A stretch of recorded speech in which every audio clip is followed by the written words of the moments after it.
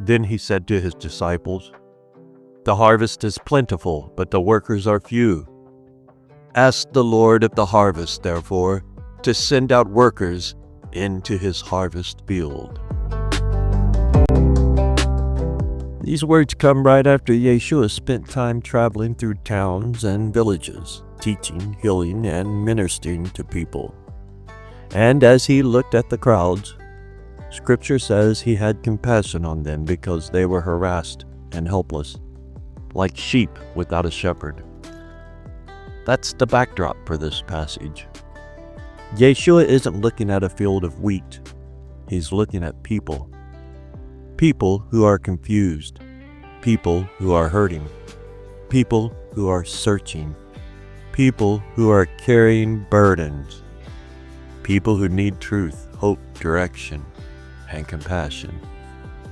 And when he looks at them, he doesn't see a problem to avoid. He sees a harvest.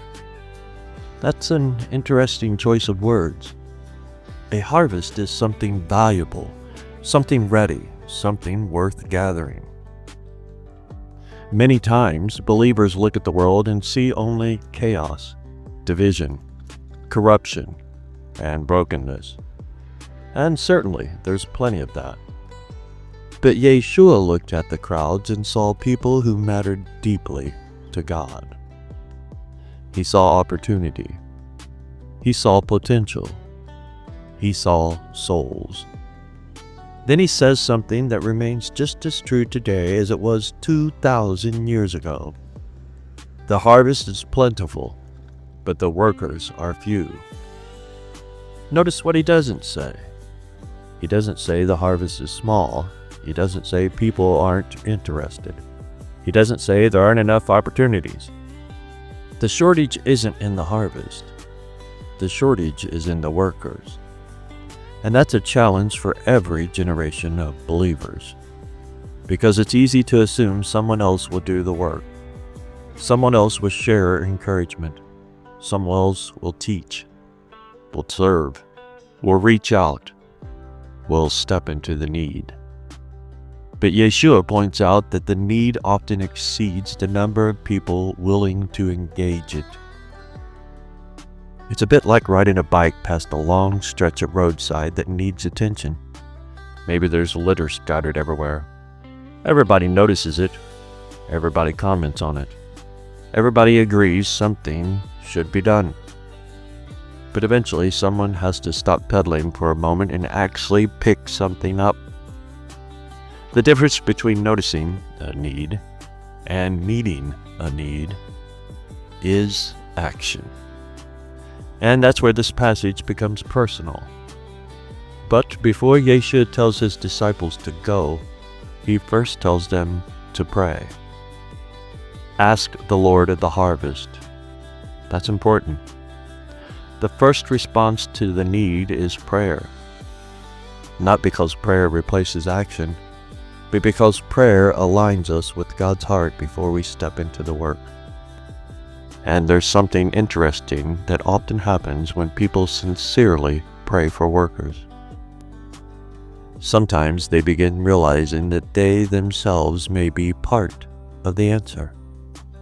The disciples were told to pray for workers, and before long, they became workers. That pattern shows up throughout Scripture.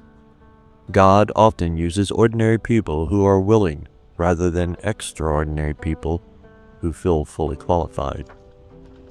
And honestly, that's encouraging because most believers don't feel particularly extraordinary. Most people aren't standing in front of massive crowds. Most aren't leading large ministries.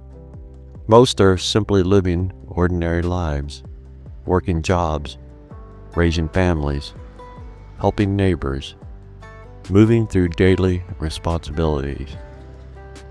Yet that's exactly where much of the harvest work happens. One conversation, one act of kindness, one encouraging word, one opportunity to share truth, one moment of compassion. Yeshua isn't necessarily calling everyone to the same task. but He is calling believers to see people the way He sees them. Not as interruptions, not as obstacles, not as background scenery, but as people loved by God. And when that perspective begins to settle into the heart, the world starts looking different. The grocery store contains a harvest. The workplace contains a harvest. The neighborhood contains a harvest. The people we encounter every day are not random.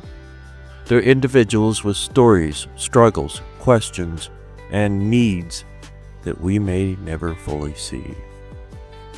Which means opportunities for ministry are often much closer than we imagine. So the application today begins with the same instruction Yeshua gave His disciples. Pray. Pray that God would raise up workers. Pray that believers would have courage. Pray that hearts would be open to His truth. Pray that the harvest would be gathered. And while you're praying, remain open to the possibility that God may use you somewhere along the way. Not necessarily in dramatic ways, often in ordinary ways. A conversation, an encouragement, a helping hand, a moment of compassion, a willingness to simply show up where there's a need. Because the harvest Yeshua described is still plentiful. People are still searching. People are still hurting. People are still looking for hope. And God is still calling workers into His field. The question isn't whether the harvest exists. According to Yeshua, it does. The question is whether we're willing to step into the field when He points us there. Thank you for joining me here today, my friends, my family, and to anyone else who might be riding along and listening. Pull up your bootstraps. Let's get our hands dirty today. Let's get to work. I hope to see you here tomorrow. And until then, Abba willing, Shalom, shalom. Shalom, shalom.